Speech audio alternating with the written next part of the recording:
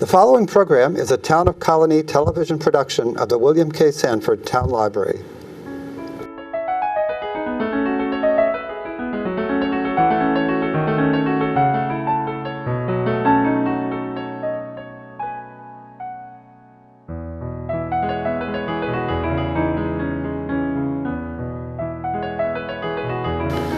Welcome to Meet the Author. My name is Joe Nash. Today we're talking to Peter Golden. He lives in Albany. He has a new book out, Wherever There Is Light. It comes out on November 3rd.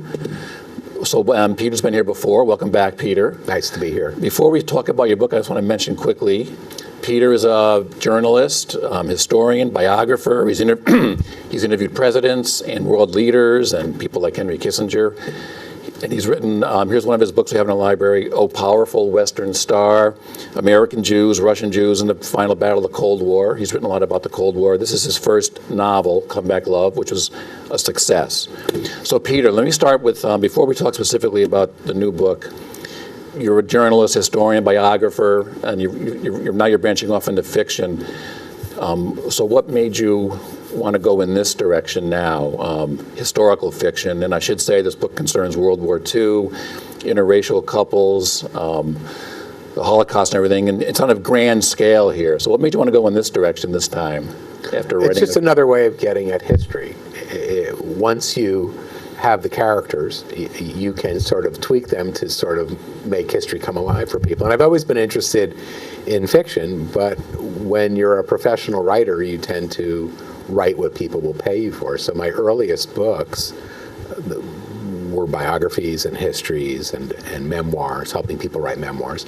And then I had always been interested, so when I finally published that one, they were interested in doing another one, and now another one. So okay, good. So what was the, I just mentioned this takes place in the 30s and 40s and into the 60s, World War II, interracial couple. What was the sort of the genesis of this? Was there a little kernel of something that got you going? Yeah, there was.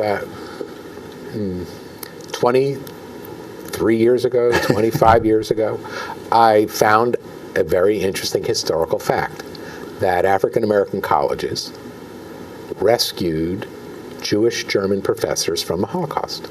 And what happened was, you're seeing the immigration debate now in our country, but there was the same sort of reaction toward immigration in the 30s. And they didn't let people in unless they had a job. In 1935, Hitler fired all of the Jewish professors in Germany.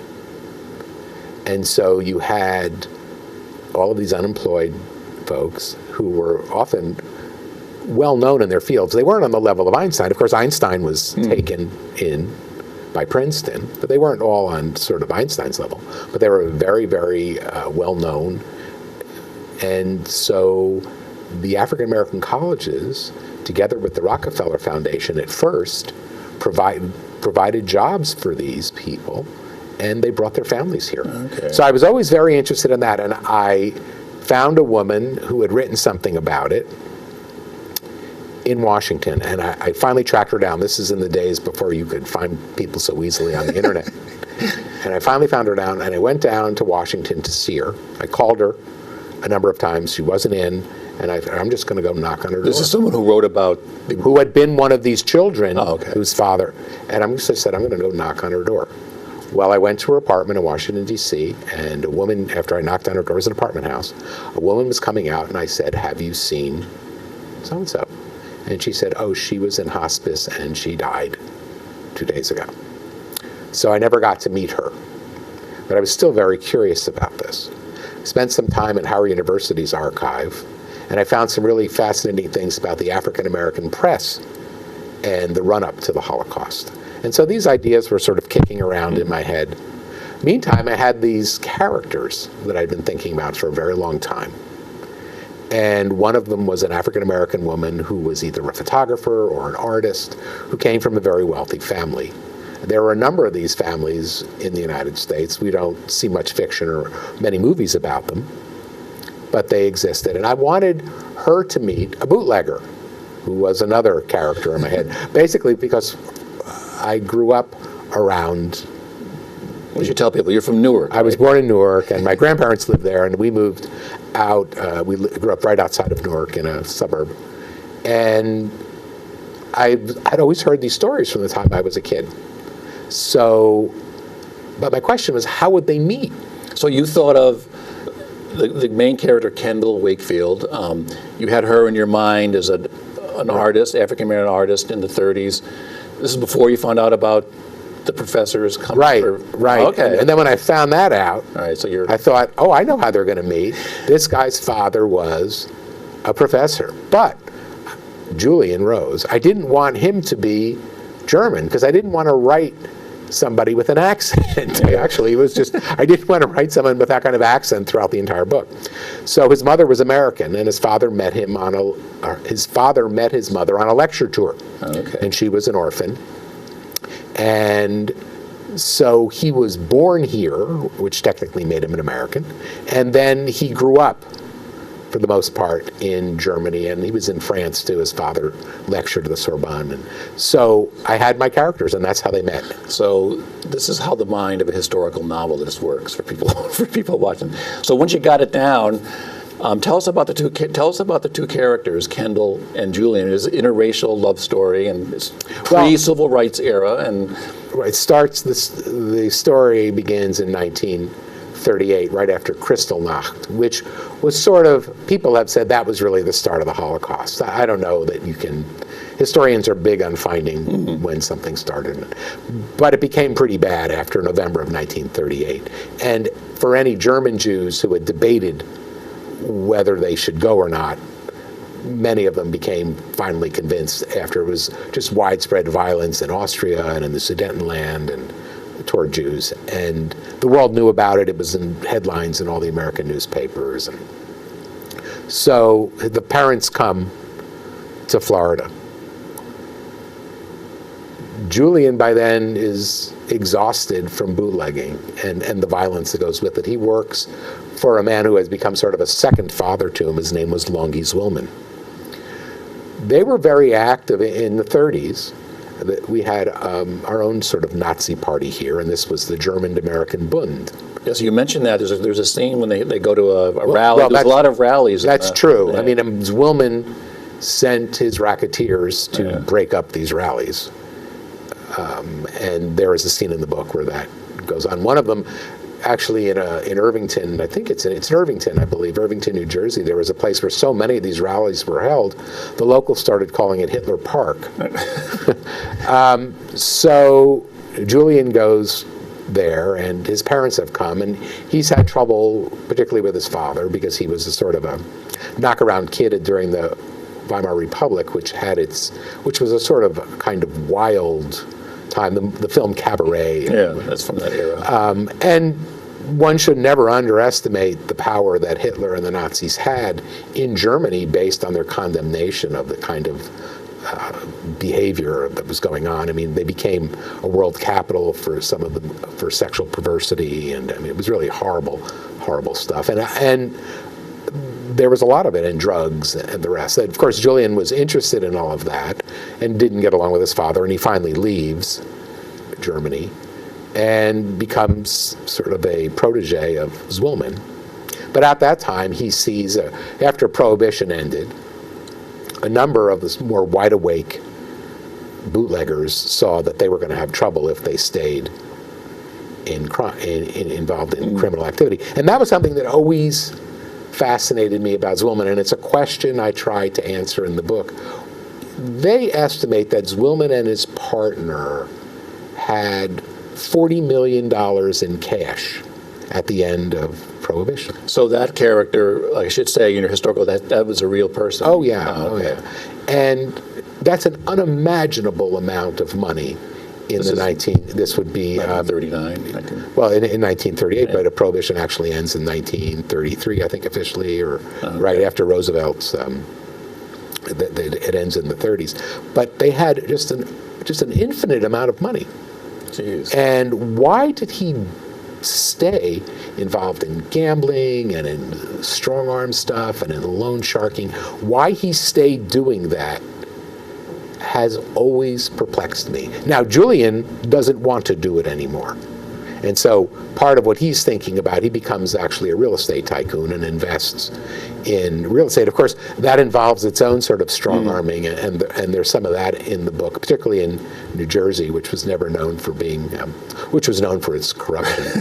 In fact, the first royal governor of New Jersey used to insert himself in land disputes on both sides and then take bribes from each side. I know you have a scene in here with when they come upon some guys that are trying to swindle him. Zoning, shaking him down for zoning money. Yeah. So it sounds like you put your historian's research skills to in your book with real and imagined people.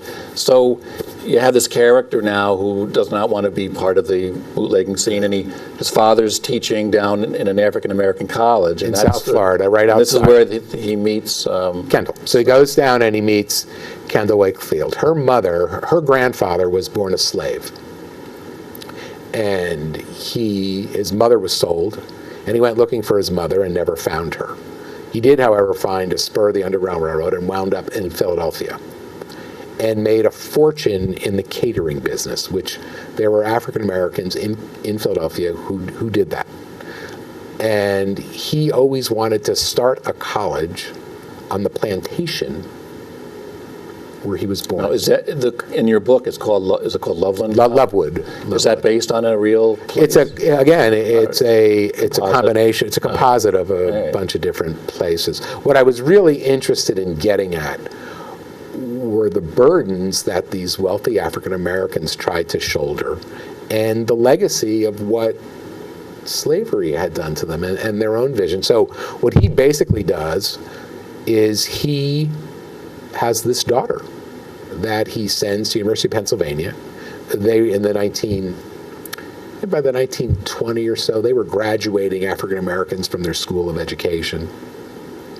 And she's one of those graduates, and he pushes her to manage his money and to start this college, and she does all this work, never stopping for a moment to think what she might really want out of life. She has terribly troubled marriage. Her husband simply leaves her. She doesn't seem to connect at all with anyone. And of course, she is stunned that her father, having had the life he had, and she's been saddled now with managing this money and this college, that her daughter wants to be an artist. And that's what Kendall starts out to be. So, and is she based on anyone you have her being a photographer? Well, that was very common. A couple of things were historically true. One of the great opportunities for women around this time was photography.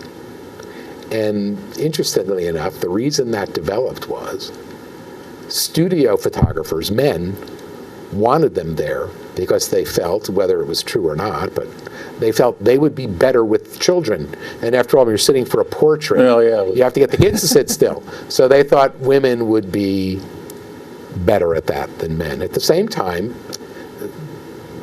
there just seemed to emerge all of during the Depression, these women that started taking these pictures.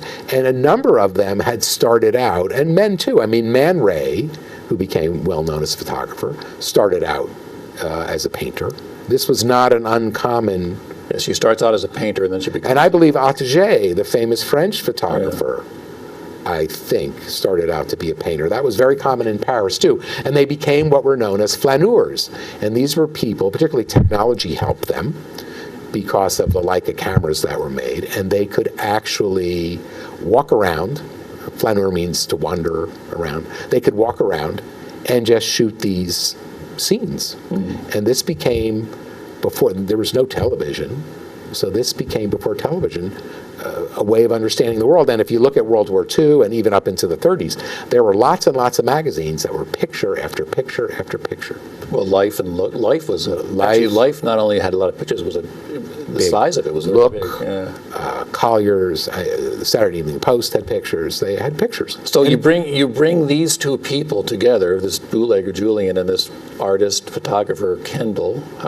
So why don't you just... Well, part of that, I was always very interested. As a child, I spent a lot of time in Miami Beach. And I had heard the stories. Florida was probably one of the most segregated states in the country. And for many years, they had more lynchings than any other state, which is not usually known. And what I was fascinated by, because my parents had told me stories from the 40s of being there and seeing signs that said, "No Jews, no Negroes, no dogs allowed," in hotel windows. So I wanted to put them in what is now, in those days it was called Miami Beach. We now know it as South Beach, which is how Miami Beach developed. It developed up. Oh, okay. And so I wanted to take a look at that. I mean, to be in Miami Beach in those days, you had, if you were an African American, you needed a pass from the police to be there after sundown. You had to go back and forth over a bridge. And this continued, not with the passes, but segregation of Miami Beach continued into the mid-1960s. One of the first, and they were loaded with entertainers, but Duke Ellington was not allowed to stay in Miami Beach. Finally, I think it's 65, the owner of the Fontainebleau wanted Frank Sinatra to perform there, and he said he would only perform there if Sammy Davis Jr. could stay there. And so the owner agreed, but he said, tell him not to make such a big deal about it. Of course, telling that to Sammy Davis Jr., all he started doing is show it for free in the lobby. But, I mean, this went on for a very long time. So I wanted them there so people could see. And I also was interested in Julian's perception about it and her perception. And he seems, while he's aware of it and it makes him angry and he dismisses these rules, which is one of the things Kendall admires about him, he seems totally unaware of what this feels like.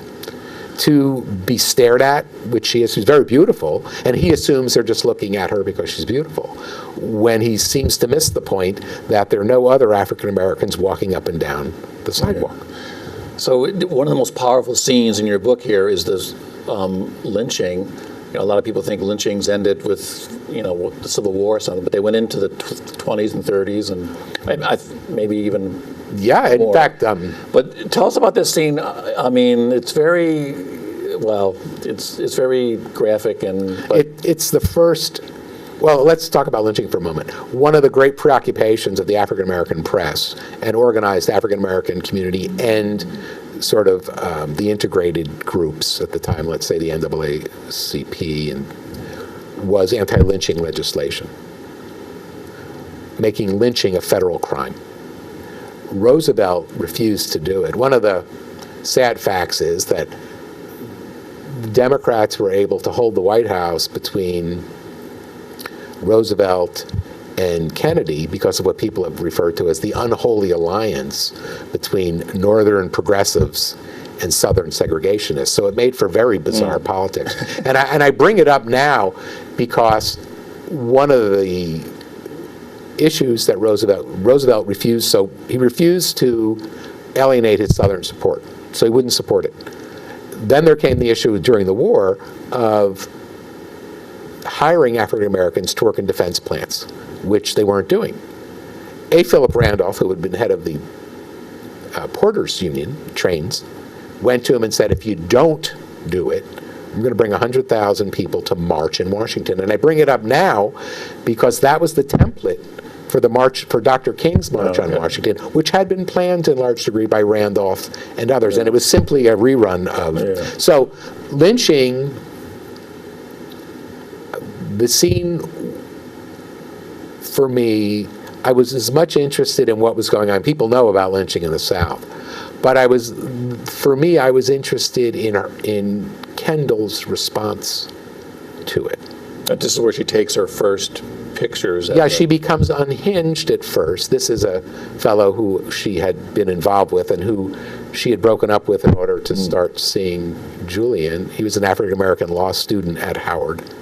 And he had come down to see her to try and talk her out of this. And he'd already had an altercation on a beach with a group of whites on a segregated beach and slapped one of them.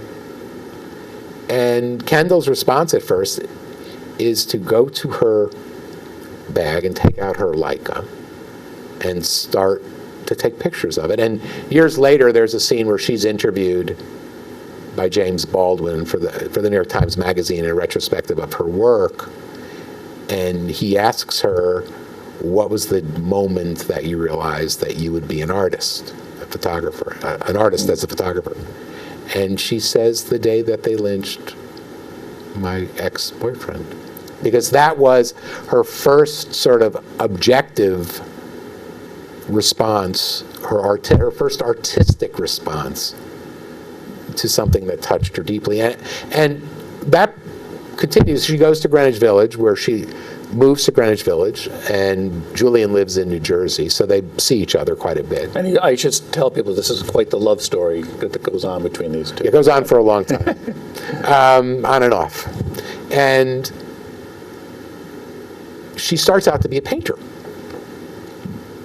And she makes a friend who is the somewhat crazy wife of a very well-known painter, who is a composite, again, of other painters, who tells her that her paintings are good technically, but there's nothing in them.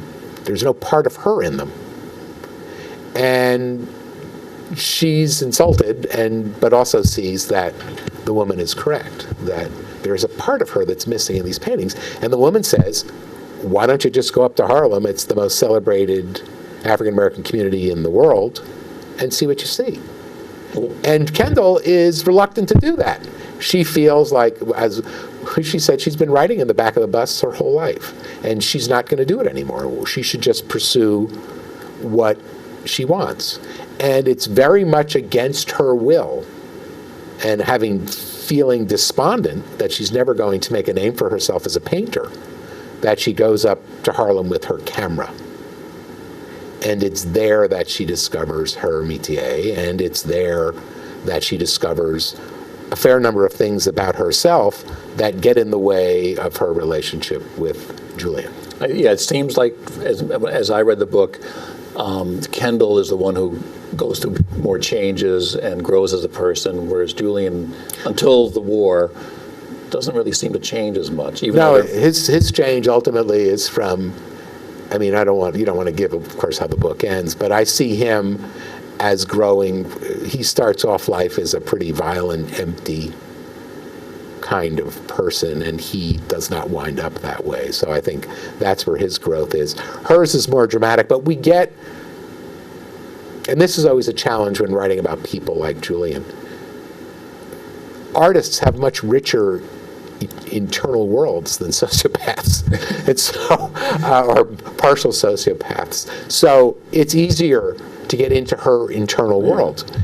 But his internal world has to do with making things fair in his mind and using whatever methods he chooses, he feels entitled to use, to make life come out that way. Now, early on, it's in service to making money, protecting Zwillman, and later on he starts to see violence in a much different way, and then ultimately reaches different conclusions about it. But that's what I tried to deal with him. Most people have responded like to her warmer tones and his less warm tones, but I didn't see them that way. I don't believe that's really fair. It's just they're very different personalities. And then when you're writing this historical fiction, you have, you just mentioned James Baldwin and the mobster, what was his name, Zwillman? Longy Zwillman. And Wild Bill Donovan, was he the first director of the CIA, right? Well, he was actually the head of the OSS, which was a forerunner of the CIA. That's another very interesting story. Well, that's what I wanted to ask you. When you're writing a historical fiction like this and you have fictional characters in this scale, how do you research? Like if you have Bill Donovan in some scene, okay, that's how do you easy. Research this and like? Yeah, that's easy. Was he really like that in the book? Yeah, he was very much like that. He was. He wanted to be governor of New York at one time. He's from Buffalo, I believe. I think. What you're looking for are conflicts. Yeah. Because conflicts are the thing of drama. So, as a novelist, what I'm looking for. So, what did I read about Bill Donovan? Well, he had been a war hero in World War I, and then became really famous when they made a movie out of his, I think it's, the Fighting 60? Yeah, one of his. Yeah. So he was enormously famous in the United States. He became a successful lawyer. He had also chased bootleggers for a while, as I think he was U.S. attorney. But what fascinated me about him and how he finally made it into the story was this. After the war, the first order of business for Harry Truman was to get rid of the OSS. And people said, we're dealing with very sophisticated, with countries that have very sophisticated spy organizations. Britain had a long tradition, France, the Soviet, Russia. We can't just get rid of spies, we're going to need them. And he referred to them as, he goes, I don't want an American Gestapo. Truman said that. Yeah.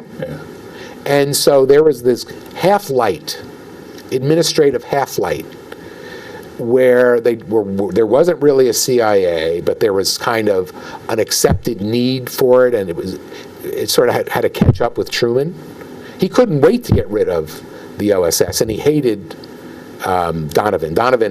Truman was sort of like a meat and potatoes type guy. Yeah. Donovan was like he could have been a Hollywood producer. I mean, he was very dramatic, and he also had many of these really crazy schemes that he would come up with that were just nuts. And one of them I made up, knowing that he was kind of wacky about these things. And there is actually some real debate as to whether the value of what the OSS did.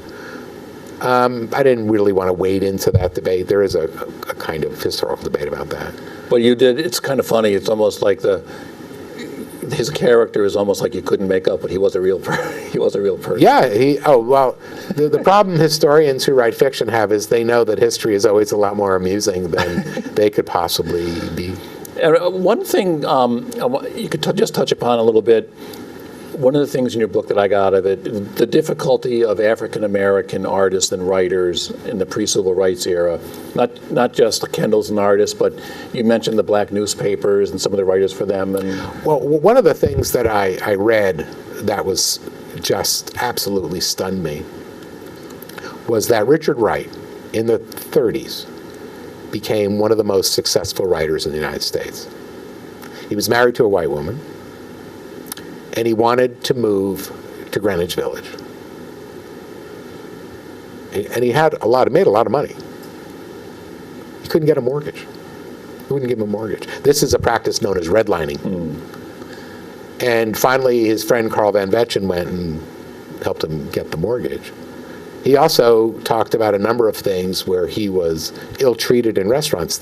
And there was it was purely race. In those days, men, successful men, but even men who weren't successful, walked around in ties and jackets. And I mean, it wasn't like he showed up at a chock full of nuts and didn't look like he belonged there. He looked exactly like he belonged there, except he was an African American. Yeah.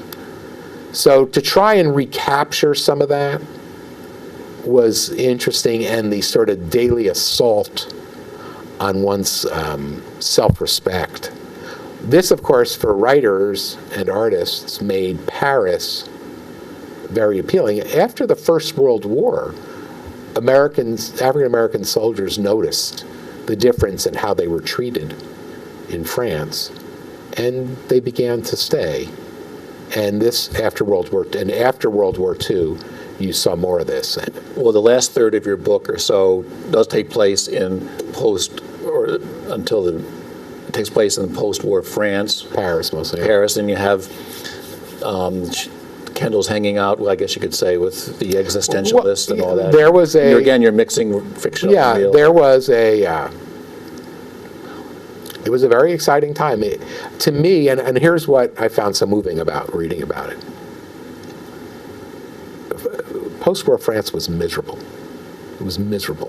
First of all, right after the war, they had a mini civil war in France, where they started to go after the people they considered collaborators. They think as many of 10,000 collaborators, and I'm using quotes around that, because it's not really clear whether these people at all collaborated. Well, and I should say you do have a harrowing scene in here about that. Well, for women, yeah. They were accused of being prostitutes, but what they really were war brides, what one calls war brides. And those are women that attach themselves to soldiers in order to take care of their families. And these women, of course, had their head shaved, some were killed. So it was a really miserable time. There was very little food. There was inflation. This is why the communists, of course, started to do so well. This, of course, is why we had the Marshall Plan, because it became apparent that the more economic dislocation, the more fertile ground that would be for Stalin. And so we went right away to try and stop that. What I found so moving about the French was here they were. I mean, you had, they used to go around and collect cigarette butts that people had thrown out and put them into packages and sell these things. I mean, the poverty and the starvation and all the rest that was there was just miserable. And yet, they had this really vibrant artistic and intellectual community. And that Kendall becomes part of. yeah, and when Julian sees it, I mean, his response was really my response to reading the history. He's overwhelmed by that despite all that happened to them. And don't forget, World War II was horrible here. I mean, 400,000 Americans died and how many millions were wounded. But the war was fought there. Yeah. And I just, when you read about post-war Paris, it's hard not to admire the grit of the French. All right. Well, it sounds like you've put a lot of historical, and I'm almost done. I told you I got about 70 pages left. This is a really good book. You've put all this historical information in with fictional characters. Before we finish, the book comes out November 3rd, Wherever There Is Light. What has been the pre-publishing response so far? You've read some good. I've read some good reviews of it. Kirkus had a wonderful review, and Book List. Those are the only two. Okay. Those are industry reviews. Those are places that. All right. Well, it's the book. I should say it is on this sort of epic scale, not just through history, but through the love story. I mean, there's Romeo and Juliet-ish a little bit, the eternal kind of. So, well, good luck with the book. Thank you, Joe. And then, thanks for having me. Wherever There Is Light, Peter Golden, and we will see you next time on Meet the Author.